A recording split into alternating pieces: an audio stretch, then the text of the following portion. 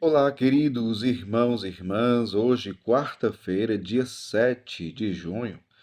O evangelho que vamos meditar hoje se encontra em Marcos, capítulo 12, versículos 18 ao 27, que diz assim: Naquele tempo, vieram ter com Jesus alguns saduceus, os quais afirmam que não existe ressurreição, e lhe propuseram este caso: Mestre, Moisés deu-nos esta prescrição: se morrer o irmão de alguém e deixar a esposa sem filhos, o irmão desse homem deve casar-se com a viúva, a fim de garantir a descendência de seu irmão.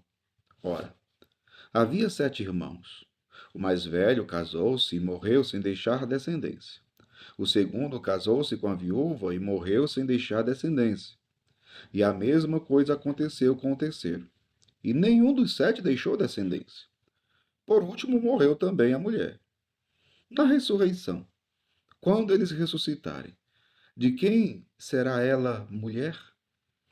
Porque os 7 se casaram com ela.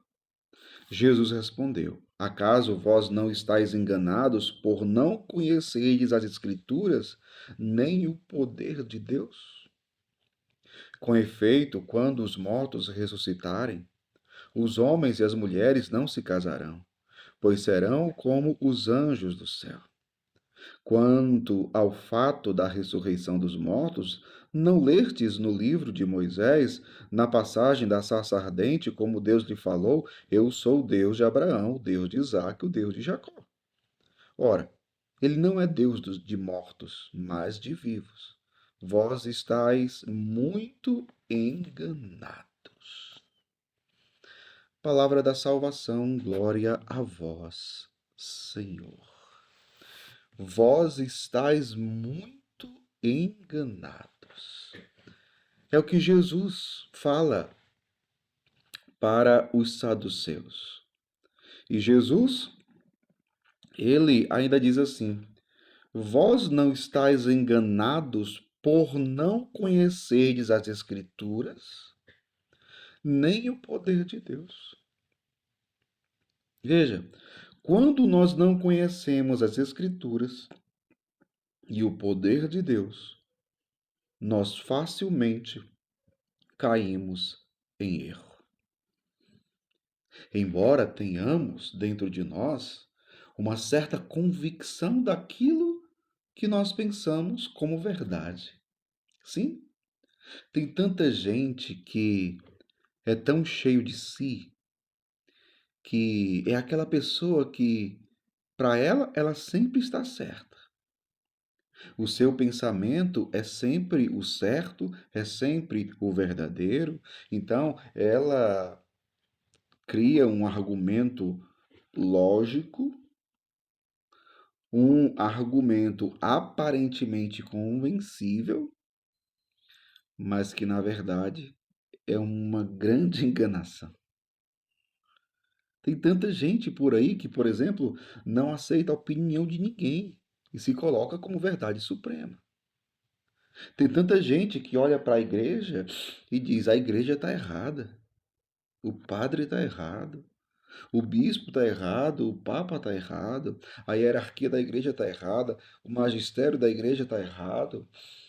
E tem gente hoje, como vocês sabem, que abre a boca para dizer a palavra de Deus está errada. Percebe? A Sagrada Escritura está errada. Nós já ouvimos esse absurdo de pessoas até famosas. Olha que absurdo. E essa palavra se dirige a essas pessoas também. Pessoas cheias de si, donas da razão, donas e possuidoras da verdade suprema. Na verdade, não conhecem a palavra de Deus e nem o poder de Deus. E se não se converterem, vão morrer no seu erro. Vão morrer enganados. E ainda vão perder o céu. Olha como isso é grave. Olha como isso é sério. Os saduceus não acreditavam na ressurreição. Nós que somos cristãos, para nós a ressurreição é o fundamento da nossa fé. Repito, para nós a ressurreição é o fundamento da nossa fé. São Paulo, na carta aos Coríntios, ele vai dizer: se Cristo não ressuscitou, vã é a nossa fé. Meu povo, não teria sentido a nossa fé, o nosso ser cristão, o nosso crer em Deus, se Jesus não tivesse ressuscitado. Se ele tivesse permanecido morto. Não, ele está vivo, ele ressuscitou. E como diz São Paulo, como primícias daqueles que morreram. Então a nossa fé está fundamentada na ressurreição de Cristo. Se Cristo não ressuscitou, vã é a nossa fé. Aqui, nós devemos pensar na ressurreição, uma vida que permanece, que se prolonga depois da morte. Sim, a morte é um fato, é uma realidade. Todos nós morreremos, mas ressuscitaremos. Haverá a ressurreição dos mortos, como nos ensina a palavra de Deus. Todos os que morreram ressuscitarão. Todos. Agora, uns ressuscitarão para o castigo eterno, como diz São Paulo, e outros ressuscitarão para a vida eterna junto de Deus, para os céus, para a eternidade. Mas todos os que morreram ressuscitarão. Por isso que a igreja professa a fé. Creio na ressurreição da carne. Haverá ressurreição, haverá vida após a morte. Vida eterna. Agora, é claro que o inferno também é vida eterna, viu? O inferno também é para a vida eterna. A pessoa viverá um castigo eterno. Um castigo eterno.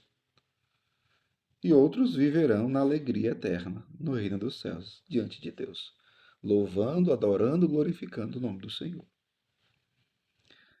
Mas a ressurreição é um fato.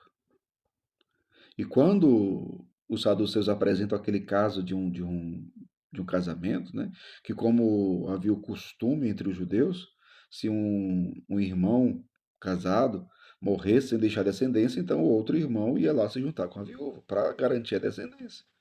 Mas isso aconteceu com os 7 irmãos e nenhum deles deixou descendência. E eles vai e perguntam: no céu, na ressurreição, quando eles ressuscitarem, a viúva, ela vai ser a esposa de quem, se os 7 casaram com ela? Ou seja, eles não conheciam a escritura que diz que o casamento é até que a morte separe. Porque no céu, viveremos um casamento, sim, mas é o casamento eterno. E que casamento eterno é esse? É a aliança de Deus com a humanidade redimida, que lavou e alvejou suas vestes no sangue do Cordeiro, e que viverá no reino dos céus, que viverá na Jerusalém celeste para sempre, glorificando a Deus. Por isso que neste mundo nós vivemos na fé e na esperança. A esperança de que um dia ressuscitaremos para a glória da eternidade. Não sejamos enganados e não nos deixemos enganar por aqueles que não acreditam, por aqueles que não têm essa fé. Esta é a verdade de Deus. Creiamos, sigamos, vivamos na fé, na esperança, no amor, para que um dia ressuscitemos e participemos da glória eterna de Deus. Deus abençoe você. Em nome do Pai, do Filho e do Espírito Santo. Amém.